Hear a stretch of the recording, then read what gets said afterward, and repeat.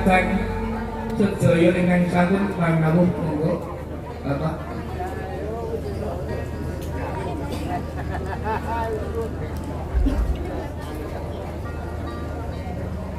Assalamualaikum warahmatullahi wabarakatuh.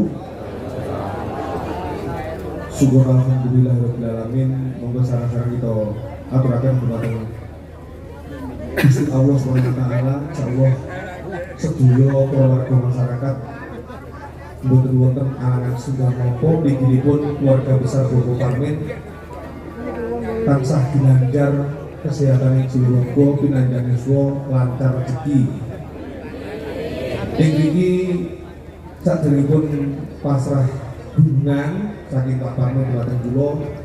Menika Pak Parmin badhe keluari ujar. Kawit rikala semanten panjenenganipun nate ujar.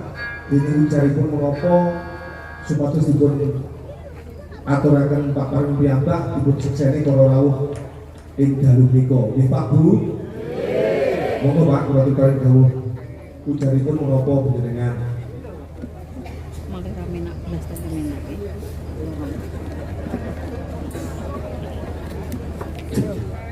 Bismillahirrahmanirrahim. Kula kaca ajak merupat Joko Dola kali nonton dulu melalui hujan kelompok dan barang yang botol-botol awal juga kalau ini kita ini Sing bahkan pokokipun dipun paringi sehat walafiat lahir batin, pinanjang yuswa lancar rezeki, Pak Parmin badhe ringgitan. Ujaripun mekaten nggih Pak ya. Kawibuan kalian putra kalih kedono kedini, putra kakung kalian putra putri niku lek wong Jawa ngarani kedono kedini niku udah dipun ruwat wau sampun dipun pelaksanakaken. Mila kanthi paseksa panjenengan monggo Pak Parmin dipun nilai dari 4 bulan itu tidak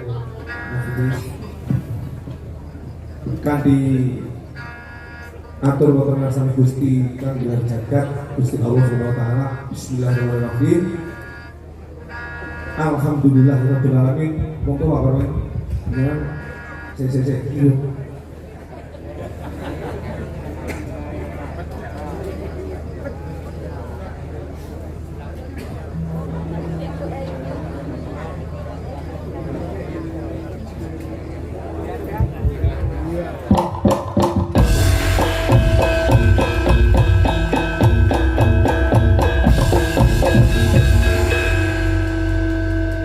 monggo salajengipun lung sampeyan putrinipun wayang kayon aturaken di dalam eko prisiangga kanthi ucapan Bismillahirrahmanirrahim. Monggo.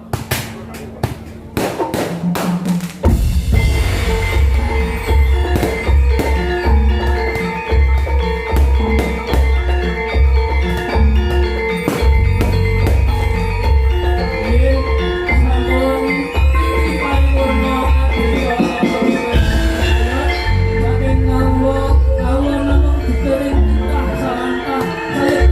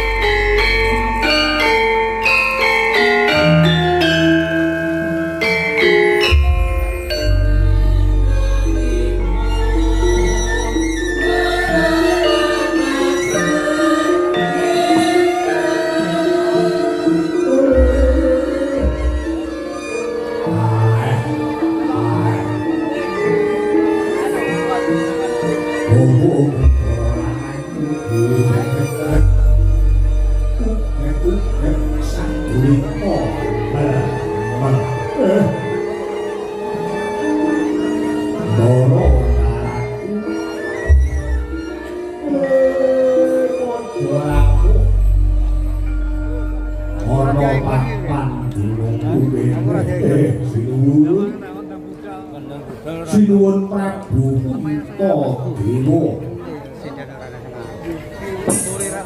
Ndara eku Dara Rajuna tuwin Ndara kenging kula wastani njalur gunung kadingaren arawuhmu boten cetolangku yen Wis iso nggo tas. Katase kula menika tiyang sepuh inggih minangka dados pamongmu Ora sapa? rumaos kaget nanti rawuh paduka sinuwun Prabu Dewa lan para undhen Pandhawa Umpamya paduka ngepengenaken kaliyan Semar Badraya boten kok kedah paduka Punya apa kok nggo tas? amuh iku boten Ora nggo sitoke. ning tekan paduka nimbali kula mesti sowan wonten ngaresanmu Sitoke Gusti nae to. Mila monggo kula aturi paring dawuh rawuhmu dita iku dadi satenange wonten ing dados menapa dituwun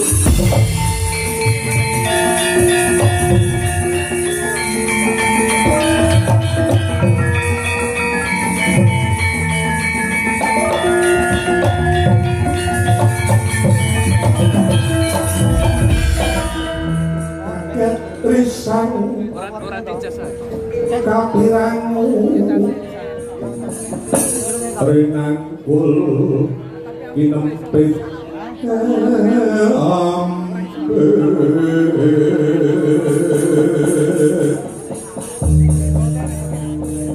Duh sangat maning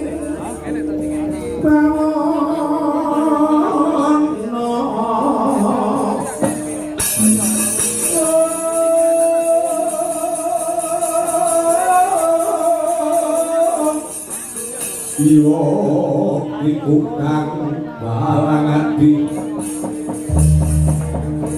Yo itu kang sing tias Yo itu kang kudu kering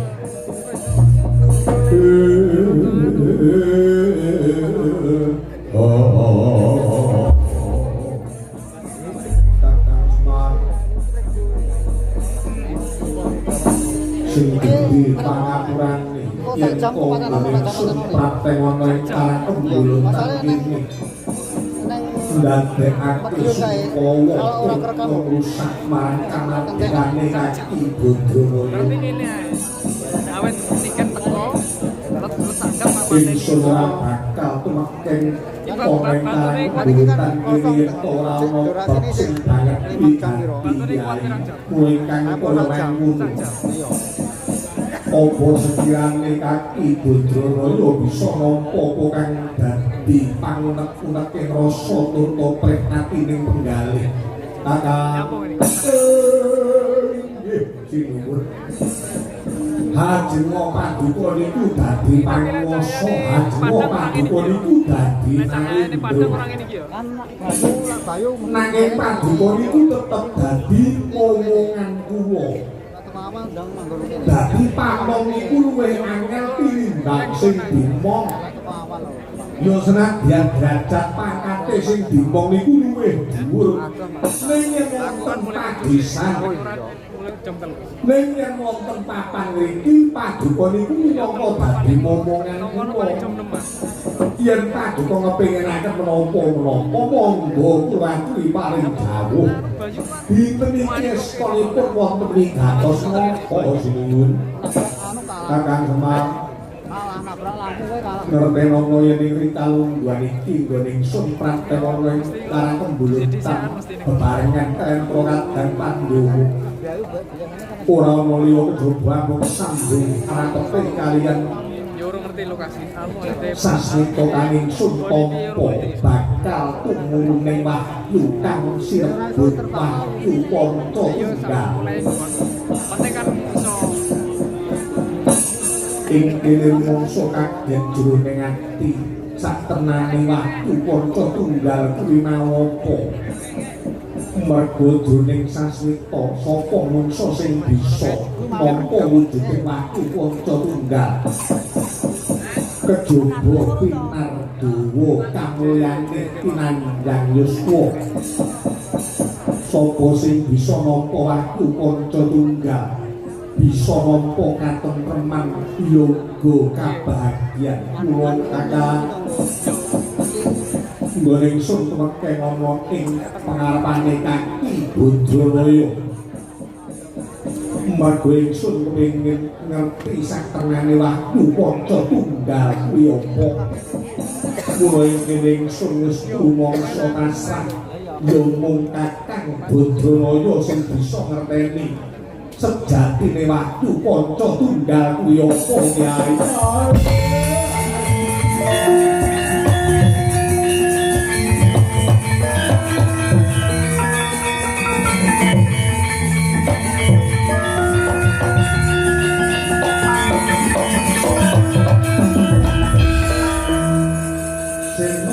Gunara sekaring toya rikala ngebyur samudra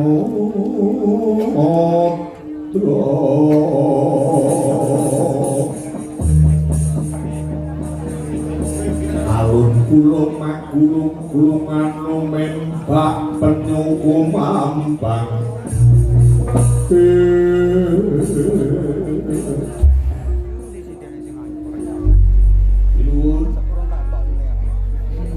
wah yupo tunggal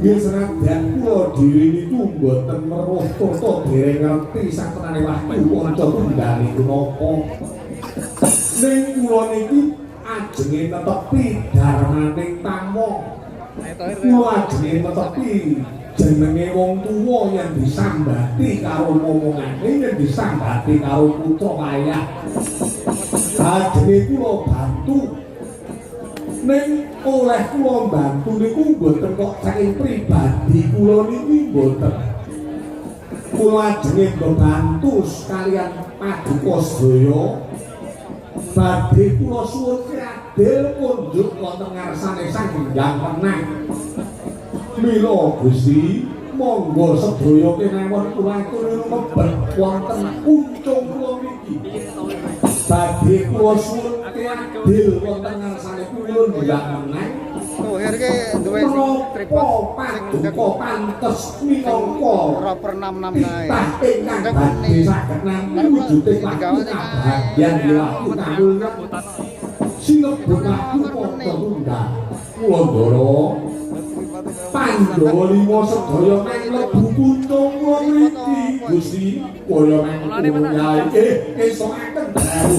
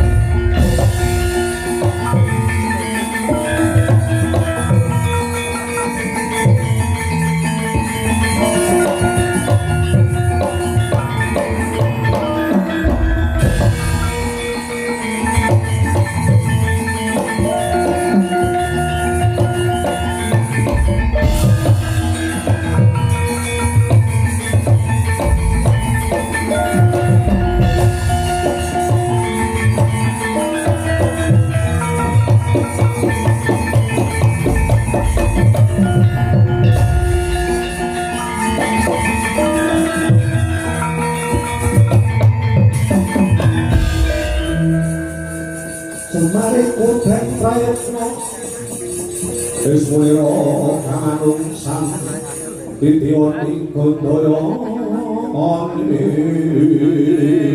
wedi kaputan Trisuna ngomong-ngomongan gilar-gilar semedi tengah santar jegrek lurah Badralaya ya Kyai Ora Semar rikala seneng tenan pijejiban saking para momongan yen yo katemben nanti sastita badhe tumurun ing wahyu padha tunggal sanalika ilang roh wujudane kaki Badraya Semar beger dadi pukulun sang hyang Ismaya Trewus ganti wujud sang hyang Ismaya sigra mijil saking karang kembulutan lesat ing angkasa sowan mring ngarsane sang hyang Wenang.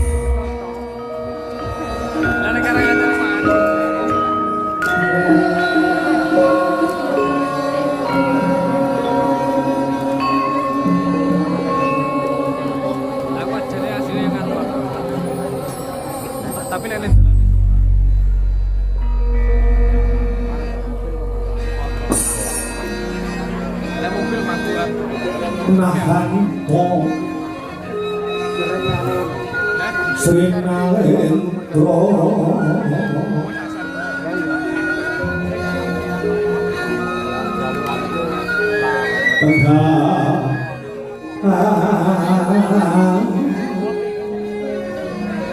sini moko Konar bojone iki ora kena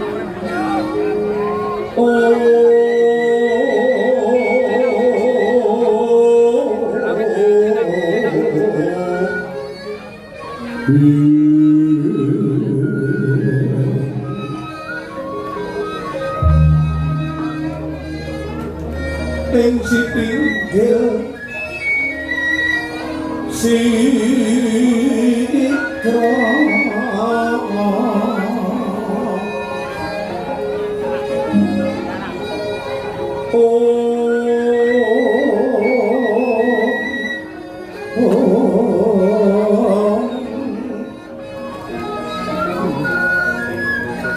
lenggah ing dampar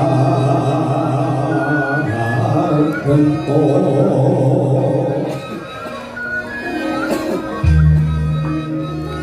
ingkang kapi witing kencana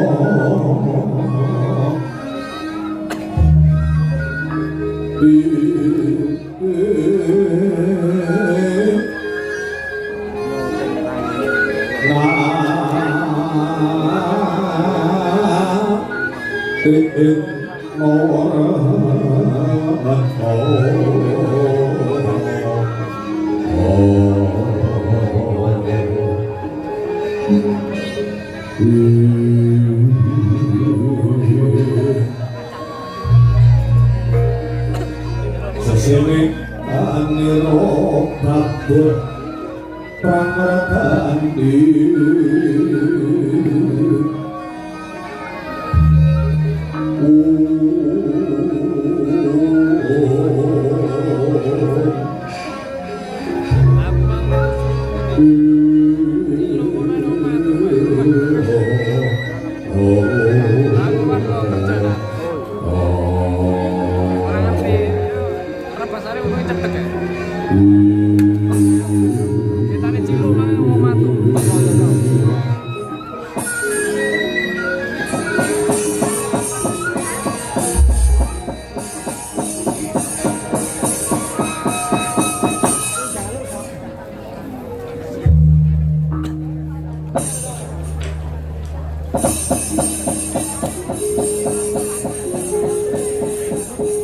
Tuk Sri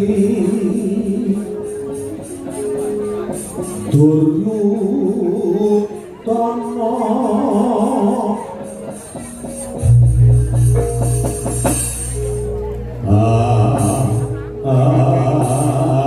mengku asmara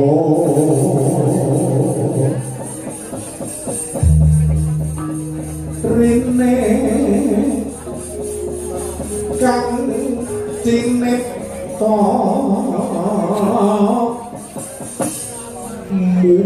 muhung wangsite jiwa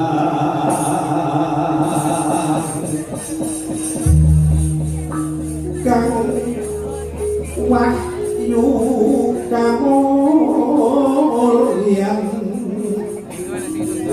mring wono durya pura parasa anirorisan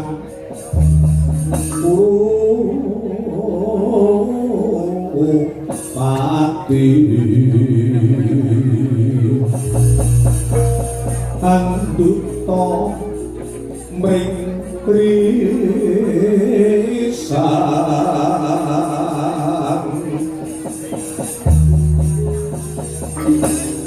anduta mring krisan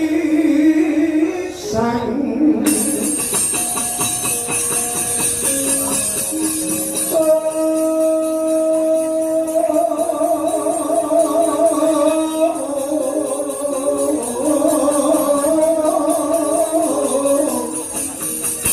narpati ngawonggo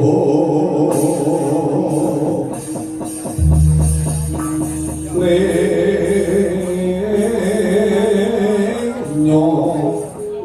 durna manapgo iwa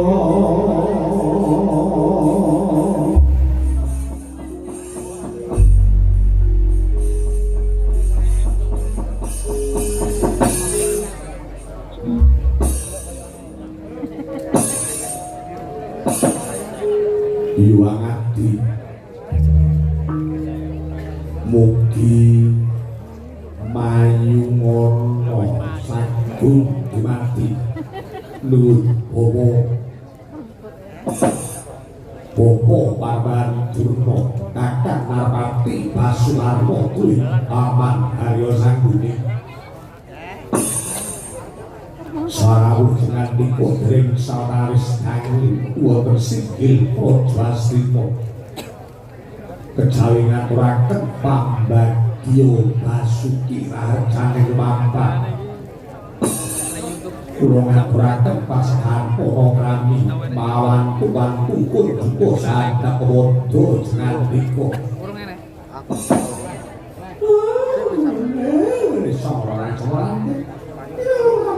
santengan cecak foto yang coplak dadi mara-mara inggih Ger lampah kula kali sing sambe kula boten wonten alangan setunggal napa kula kabeh paring pambagyan duka aku kudu pangestanipun ingkang bapa ing Sokalika katampi wonten ing Sokalika anak Prabu Duryudana kawula inggih Kyai kula tampi pambagyan duka ya Prabu Duryudana kula ingkang langkung ngawonggo mboten kirang nyanggih kula dados kadang sepuh awak puja pangestanipun kula kakang ngawonggo katampi wonten ing paduka ya Prabu Duryudana senadyan kula inggih ngatur sinuwun lampah kula sadaran-daran boten mayalaken amung pujastawa pun duka pringarsa paduka anggaran Prabu Duryudana kawula nggih karadha tangan kula kalih kula pundi melahana kula sapa paring pangestunipun para punden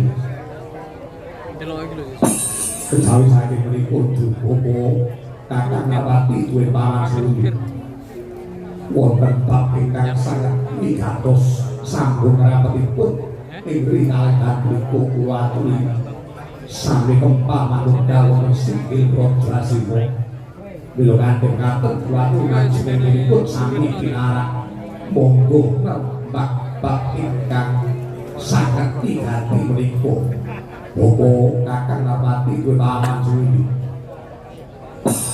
palunggon lagun ning lekas lunito linuting itu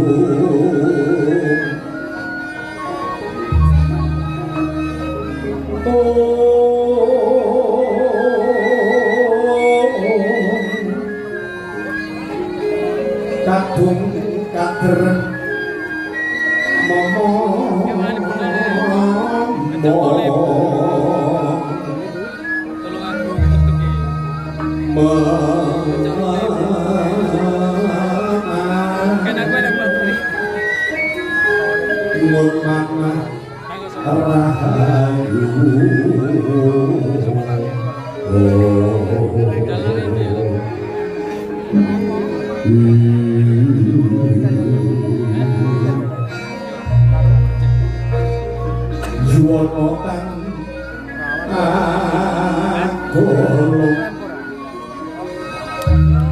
Gumolong manat gumoro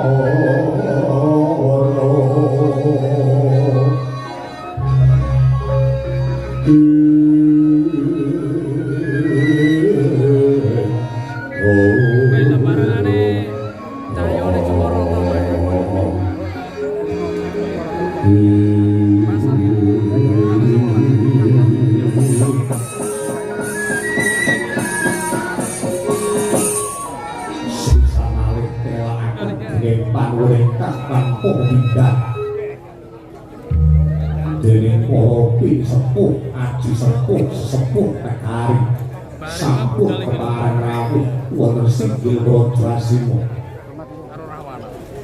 Kula pitados anggenipun sami kempal menika bebetipun minangkani menapa kang dados panggungipun.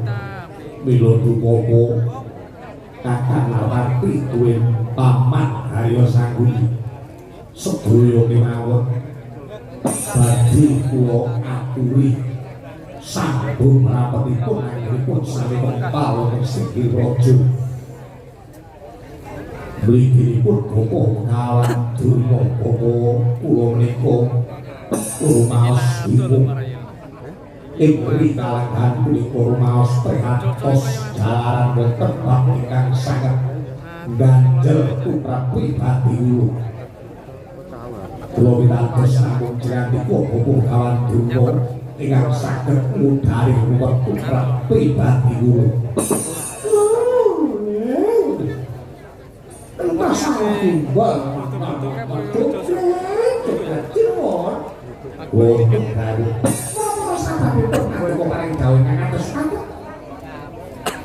mongko wonten singgil raja menika boten nemungaken pun bapa ing Sukalima tenadyan para sepuh sepuh sampun kempalan unggal monggo to menapa kang dados nuwun wonten ing manah paduka enggal kadhawuha isunipun ngalih napa mulai kalian menika sinten kemawon saged membantu bekrepot paduka jer sedaya menika kala minangka dados anggahan paduka anggahan Prabu Duryudana. Oh Duryudana ing kalangan menika rumaos prihatin. Duryudana ing kalangan menika rumaos bingung.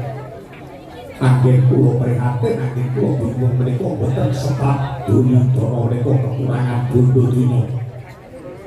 Ora mergo Duryudana menika kekurangan wujuding derajat pangkat nanging ing kalangan menika kula katemben nampi sasmita.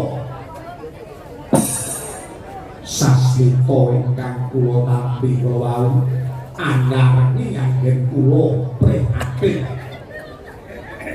Kula mangsa semedi lumebet wonten ing sanggar pamujan.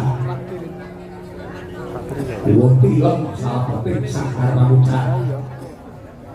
Lemek ron saujud adoh bantal banon. Sabenipun kula tilem lemek ron saujud adoh bantal banon. Kula wau ngimpi turto rupana sabeting pasupenan kula wau wonten sasmita ingkang badhe kula aturaken inggih menika sambung rapetipun badhe tumurunipun wahyu kamulyan inggih wahyu kabagyan sinebut wahyu ponto tunggal. Kula rumaos kaget sabenipun kula tilem dumiling wonten talinga wonten swanten ingkang nedahaken bilih medal ingkang badhe kelampahan badhe wonten wahyu ingkang tumurun dipun wastani wahyu ponco tunggal. Bila kanthi mekaten saha sinten kemawon para sepuh ing sepuh negari Hastina saged maringi katerangan sambung rapetipun wahyu ponco tunggal. Inggih menika ingkang sampun kuwanten sepuh tumrap pribadi kula. Wahyu ponco tunggal kala wau menapa turta budana ingkang badhe kula aturaken wonten ing aso jinantika menika awrat sanget menawi kula lampahi.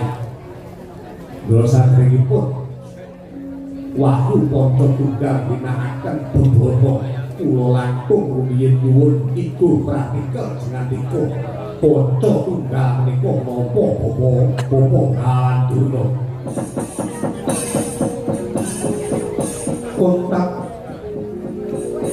Utamane katon dan nyoker tateng budaya enak ing dasing dasi kang samyo pralay kayun kalih drampet mertomo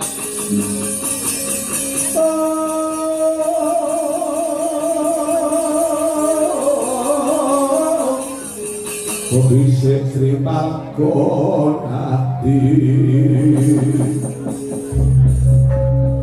Parang Gil Prajaniro Mangkuno Tosiro Prabu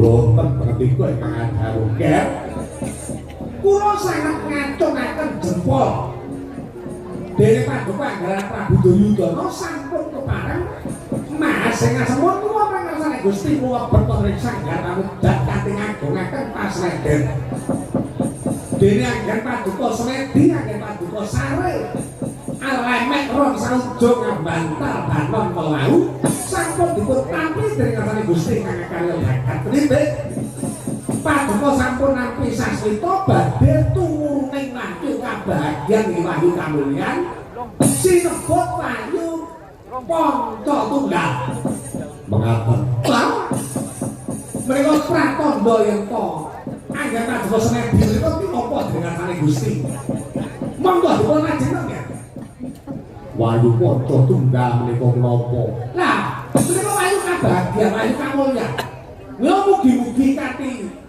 saya agengipun Paduka prihatin saya agengipun Paduka tirakat menika dadosa sarana wahyu Panca Tunggal saged Paduka tampi Anggaran Prabu Duryudana nanging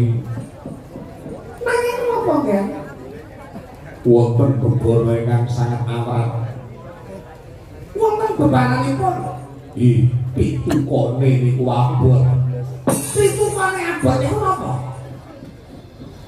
wonten salebetipun sasmita kula saged nampa kamulyan inggih kabagyan wujudipun wahyu Panca Tunggal nanging bebananipun gurune tugeling guru para Pandhawa menika kados pundi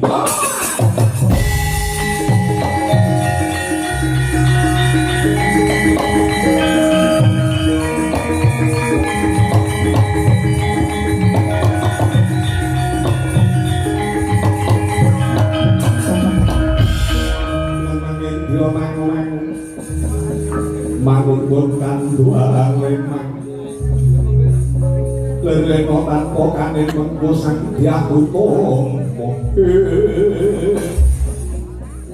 aduh suti koko aduh kaget yen pak menika kula boten saged ngatur napa-napa kok iki ngelok-elok ikan ning atasipun wahyu menika suci ing atasipun wahyu menika kebak ing prihatin nanging kenging menapa kok bebana utawa pitukane laku sepados nami wahyu menika kok tugeling gulu para Pandhawa yen ngaten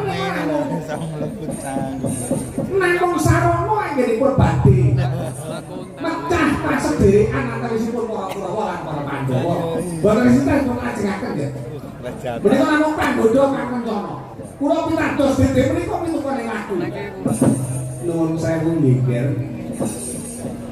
umpami kula matur ngaten napa kintenipun Paduka saged nampi atur kula Paman Suguri Darti Permudi nuwun sewu pendak-pendak pasewakan pendak-pendak wonten sarasean kula niki pun waleh rembug perkara kamulyan kabagyan perkara wahyu jane yang saking pengangen-angen kula Paduka niku sampun boten usah mikir perkara wahyu sapate apa wahyu niku namung diperlokke kangge wong-wong sing dereng mulya. Nah, dados sing kados paduka menika satunggiling manungsa sing wis mulya uripe, sing wis kasembatan sediane, wis ra mikir wahyu. Wahyu niku namung pikirane wong lantur pengen mulya. Kirangane napa bondo donya paduka? Kurange apa derajat pangkat tumrap Duryudana? Lah kok sing mikir wahyu, tapi wahyu iki ora usah kok pikir ritek. Ngerti nih. Oh,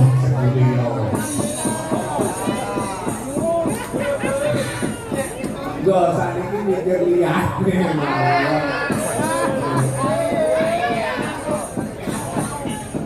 Piye pamenang kowe kok tulisan mikir wahyu.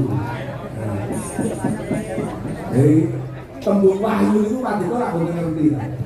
Wahyu niku tembung kangge para pedagang. Ora jenenge umpamane dagangane laris lah. Kae lho bakul bawang kae kok laris banget ya. Wah, nama wahyu. Wahyu niku saka tembung wah ayu. Kae bakul bawang kae kok wahyu, wah ayu. Mula nampa wahyu. Lah paduka niku pun mulya wis penak uripe. Golek wahyu. Dik mongko wong ning dunya niku diajeni lan ora niku gumantung derajat pangkat bondo dunya. Wong niku apa?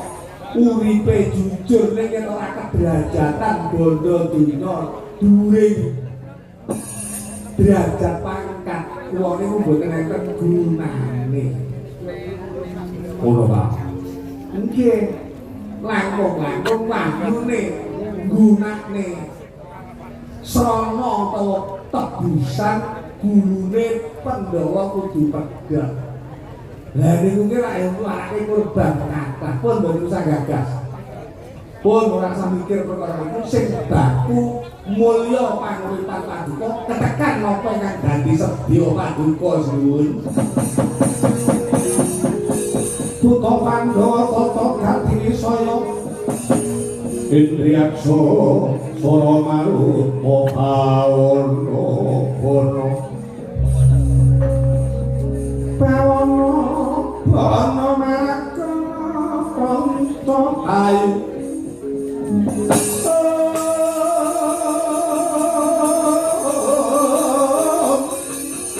Wisikan magulingan limo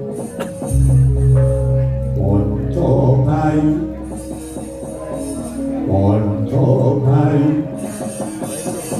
Wisikan magulingan limo Lah, itu tolak terus kepada sembunyi angkat demedem penggalih Sang Prabu Duryudana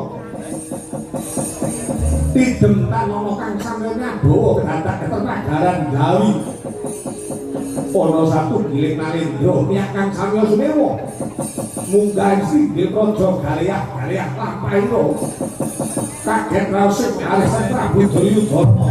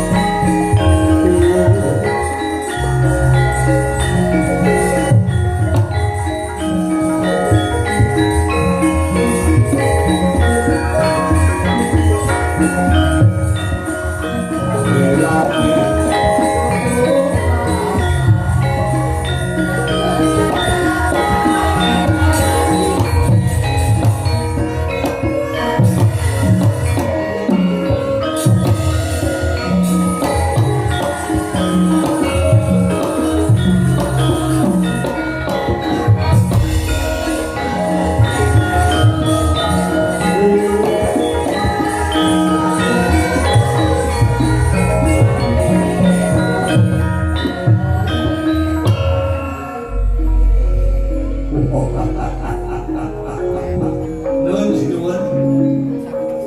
Amit pasang kalimat api sinampen ngirut dening lakon tulah mangun balaing talantur. Dinebino sing kudendane Gusti Agen kula krawantun.